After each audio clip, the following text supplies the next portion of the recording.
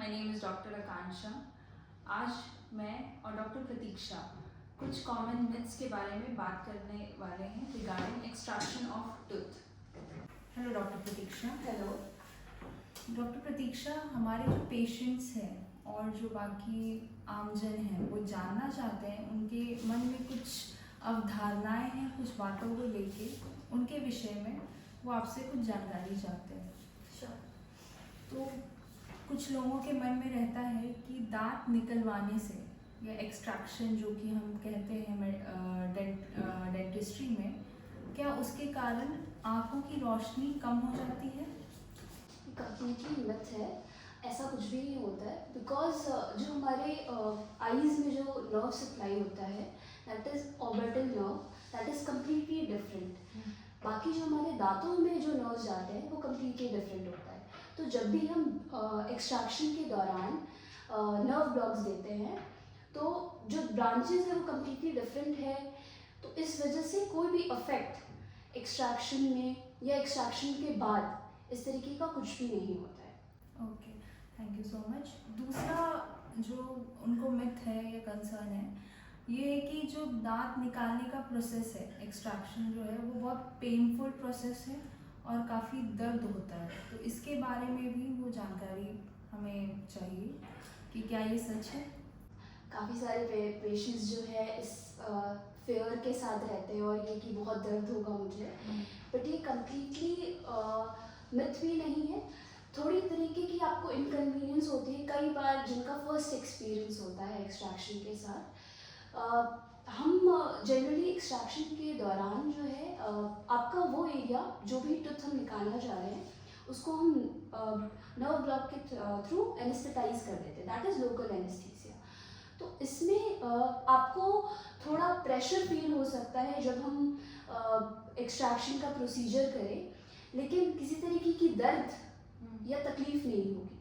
हाँ, इन पेशेंट्स में जो पेशेंट्स हमारे पास पस के साथ आते हैं या फिर उनमें काफ़ी ज़्यादा पेरिअपाइकल इन्फेक्शन होता है, तो ऐसे में जो हमारा एनेस्थीसिया है वो थोड़ा लेट या थोड़ा कम इफेक्टिव होता है। तो उनमें हम ऐसा करते हैं कि या तो डोजेज बढ़ाते हैं या फिर अगर पेशेंट कम्प्लीटली फाइन होता है और हमने एक एडिक्वेट डोजेज दे दिया है तो वो एज आप प्रोसेस में जाएंगे तो वो धीरे धीरे नॉर्मल हो जाता है। जी। और तीसरा जो मेरा सवाल है कि जब हम दांत निकलवाते हैं तो उसके बाद उस जगह में दांत लगाने की कोई ज़रूरत नहीं है। ऐसा लोगों का मानना है कि 32 दांत या 28 दांत जो भी है वो तो है ही, अगर एक दो दांत निकल गए तो उससे कोई फ़र्क नहीं पड़ता, उसके जगह पे दूसरे दांत लगाने की ज़रूरत नहीं है। क्या ये मतलब सही सोच है लोगों की? नहीं, ये बिल्कुल गलत सोच है। हमारे जो 32 के 32 दांत हैं या 28 दांत है, ये हर एक दांत का अपना एक फंक्शन है, अपनी एक एनाटमी है। तो हम ये नहीं सोच सकते कि हमारा ये दांत इस दांत का फंक्शन या इस दांत की जगह ले लेगा। ऑफ कोर्स एक दांत निकलने के बाद बाकी सारे दांत उस निकले हुए दांत का फंक्शन परफॉर्म करते हैं, लेकिन आपको ये समझना चाहिए कि इसकी वजह से बाकी सारे दांतों पे प्रेशर आता है।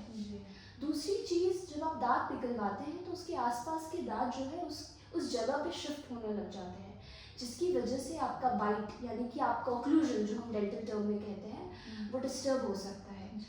तो वेदर आप दांत निकलवाने के बाद आपको कुछ दिनों में जैसे ही आपकी हीलिंग हो जाती है, आपको किसी भी वे में आप उस वहाँ पे प्रोस्थेसिस लगवाने के लिए प्लान करना चाहिए। आप उससे क्या होगा कि हम एक स्पेस मेंटेन कर पाएंगे ताकि जो वहाँ के आसपास के दांत हैं उनकी एनाटमी ना बिगड़े।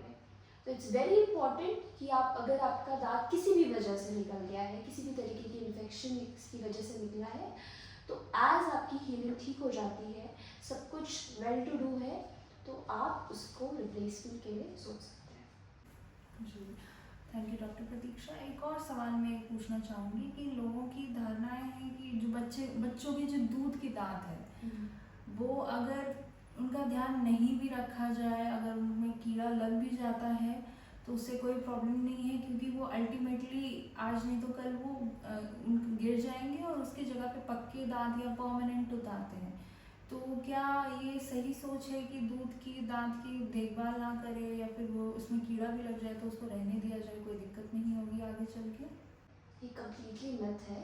जो हमारे दूध के दांत हैं वो हमारे बिल्डिंग ब्लॉक्स हैं। किसी भी तरीके के परमानेंट आने से पहले जो हमारी एक्टिविटी या एक तरीके से ढांचा जो है वो हमारे दूध के दांत तैयार करते हैं। तो इसीलिए जितनी केयर हम अपने परमानेंट दांतों की करनी चाहिए या करते हैं, उसी हिसाब से हमें अपने दूध के दांत की भी केयर करनी चाहिए। किसी भी तरीके का कीड़ा या इन्फेक्शन दूध के दांतों में जो लगता है, या आपका दांत टेढ़ा मेढ़ा, ये सारा जो है अफेक्ट या इस तरीके का चांस जो कि हम परमानेंट दांत में देख सकते हैं, तो काफ़ी हाई चांसेस हो जाते हैं। तो इसीलिए किसी भी तरीके का रिस्क हमें किसी भी डेंटिशियन में नहीं लेना चाहिए। हमारे लिए दोनों ही डेंटिशियंस उतने इम्पॉर्टेंट हैं, बिकॉज दूध के दांत एक प्राइमरी स्टेज क्रिएट करता है हमारे लिए कि हमारे आगे आने वाले दांत कितने बेहतर, कितने हेल्दी होंगे। जी। और एक और सवाल था मेरा कि लोग कहते हैं कि दांत निकलवाना इन्फेक्शन, बहुत सारे इन्फेक्शन को न्योता देने के बराबर होता है, कि दांत निकलवाने से इन्फेक्शंस होते हैं, बहुत सारी बीमारियां होती हैं। क्या ये सही बात है? इसका मैं बोलूँगी कि आप प्रोटोकॉल आपके डेंटल हॉस्पिटल में क्या फॉलो हो रहा है, ठीक है, आपकी कंडीशंस क्या क्या हैं। तो एक्सट्रैक्शन बिल्कुल ही एक प्रोटोकॉल के अंडर किया जाता है। That is proper sterilise instruments होने चाहिए, एकदम ही आपका एनवायरनमेंट जो होना चाहिए वो स्टेरलाइज्ड होना चाहिए। इवन आपके अगर आसपास इन्फेक्शंस अगर फैल रहा है तो वो डेंटिस्ट आपको प्रायर बताते भी हैं। और प्री ऑप भी हम प्रिकॉशंस लेते हैं, एक्सट्रैक्शंस के बाद भी हम बहुत सारे प्रिकॉशंस अपने पेशेंट्स को बताते हैं। काफ़ी ज़्यादा मेडिसिन्स भी उनको लेना होता है, ओरल हाइजीन मेंटेन करने के लिए बताते हैं। तो काफ़ी सारे स्टेप्स के फॉलो करने से आपका जो एक्सट्रैक्शन का प्रोसीजर है वो कम्प्लीटली हार्मलेस होगा हमारे पेशेंट्स के लिए। तो इसमें जो रोल है इम्पॉर्टेंट, वो हमारे doctors as well as patients दोनों क्रिएट करते हैं, ठीक है। डॉक्टर्स की तरफ से हम ट्राई करते हैं कि हम जो भी चीज़ें यूज़ कर रहे हैं अपने पेशेंट में, that should be completely sterilised, काफ़ी प्रॉपरली हम उनको इंस्ट्रक्शंस डिलीवर करें। दूसरी चीज़ आती है पेशेंट्स की तरफ से, जो कि है उनका ओरल हाइजीन मेंटेनेंस। दांत निकालने के बाद भी हमें अपना ओरल हाइजीन मेंटेन काफ़ी हद तक करना चाहिए, ठीक है। तो इससे क्या होता है कि आप इन्फेक्शन के चांसेस को एकदम नेग्लिजिबल कर देंगे। बेसिकली दांत निकालने के समय डॉक्टर्स को ध्यान रखना है, और दांत निकालने के बाद पेशेंट्स को ओरल हाइजीन का खास ध्यान रखना है, ताकि जो हीलिंग है उस एरिया का वो प्रॉपर हो सके, इन्फेक्शन ना हो। जी। Okay, thank you. और एक और सवाल था मेरा कि लोग कहते हैं कि एक्सट्रैक्शन या जो दांत निकालने का प्रोसीजर है उस वो जबड़ों को, ये जॉज को कमज़ोर करता है। क्या ये बात सच है? It's a complete myth. इस तरीके का कुछ भी अफेक्ट जो है जॉज पे नहीं आता है, बिकॉज हमारे जो दांत हैं वो एक सॉकेट में लाई करते हैं, ठीक है। तो जब भी हम दांत निकालते हैं तो हम सॉकेट में से निकालते हैं, उससे आपके बोन्स को कोई भी अफेक्ट नहीं पड़ता है। इनफैक्ट जब हम दांत निकाल देते हैं तो बोन, जिन भी पेशेंट्स में कैल्शियम लेवल्स, कुछ वाइटामिन के लेवल्स अप्रोप्रिएट रहते हैं, तो वहाँ काफ़ी अच्छी हीलिंग भी हो जाती है। जी। और एक और सवाल था कि एक्सट्रैक्शन के बाद लोग कहते हैं 24 घंटा आपको कुछ भी खाना पीना नहीं होता है। Is it true? I will say it's partially true, because कुछ प्रिकॉशंस आपको खाने पीने में लेना होता है। जैसे कि 24 आवर्स में आपको एक्सट्रीम कुछ भी गर्म, एक्सट्रीम कुछ भी ठंडा नहीं खाना होता है, कुछ भी बहुत हार्ड नहीं खाना होता है। तो ऑफ कोर्स 24 आवर्स जो आपके होते हैं that is very critical period after extraction, क्योंकि अभी अभी एक नया हमने इंसिजन दिया है या फिर किसी भी तरीके का आपका सॉकेट ओपन है, तो वहाँ पे भी काफ़ी ज़्यादा चांसेस है इन्फेक्शन के।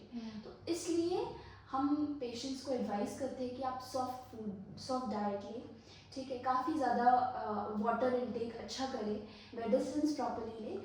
बस ये है कि हार्ड फूड भी अवॉइड करने के लिए, कुछ भी एक्सट्रीम गर्म, ठंडा या फिर किसी तरीके की कैफीनेटेड ड्रिंक्स, इस तरीके की चीज़ों को हम बोलते हैं अवॉइड करने के लिए। बाकी आप अगर ओरल हाइजीन मेंटेन कर रहे हैं तो everything will be fine within 3-4 days.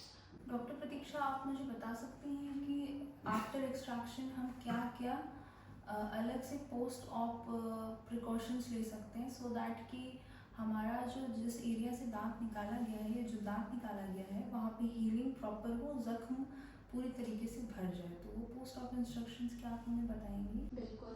पहली चीज़ तो जैसे ही हम दांत निकालते हैं तो हम एक कॉटन गॉज देते हैं जो कि सलाइन या बीटाडीन में डिप्ड होता है। तो हम पेशेंट को बोलते हैं कि उसे वो आप 1.5 घंटे या 2 घंटे के बाद हाथ से निकालने के लिए, बहुत ज़ोर से स्पिट नहीं करना है, थूकना नहीं है। तीसरी चीज़ ये कि कुछ भी हार्ड उस तरफ से नहीं खाना है, ठीक। 24 घंटे के बाद, यानी कि आपका जब 24 घंटे का साइकिल कंप्लीट हो जाता है तो हम पेशेंट्स को कहते हैं कि आप गुनगुने पानी में नमक डाल करके कुल्ला करने के लिए, ये एक बेसिक चीज़ है जो घर में सभी कर सकते हैं, यानी कि सलाइन rinses। तो इससे क्या होता है, हीलिंग हमारी काफ़ी अच्छी हो जाती है। बाकी आपको मेडिसिन टाइम पे लेना है, बार बार बहुत ही हार्ड वहाँ पे ब्रश नहीं करना है। कई बार पेशेंट्स डरे हुए होते हैं कि हम ब्रश नहीं कर पा रहे, हमें लग रहा है कि वहाँ पे चोट लग सकती है हमें, तो ऐसे में उसको ये एडवाइस नहीं करेंगे हम कि आप ब्रश मत करिए, वहाँ की सफाई का ध्यान मत रखिए। आप अपनी उंगलियों का इस्तेमाल कर सकते हैं, कॉटन का इस्तेमाल कर सकते हैं वहाँ की सफाई का ध्यान रखने के लिए। बाकी आफ्टर 3 डेज और 5 days according to the type of extraction आपको एक बार अपने डेंटिस्ट को आकर के ज़रूर दिखाना चाहिए, सो दैट कि पता चले कि ठीक है, healing कैसे- कैसी है। Thank you everyone. आज का क्वेश्चन सेशन हम यहीं पे, क्वेश्चन आंसर सेशन यहीं पे ख़त्म करेंगे। आज हमें पता चला कि एक्सट्रैक्शन के रिलेटेड क्या क्या मिथ्स लोगों में है या अवधारणाएं क्या क्या हैं, तो उसके बारे में डॉक्टर प्रतीक्षा ने हमें जानकारी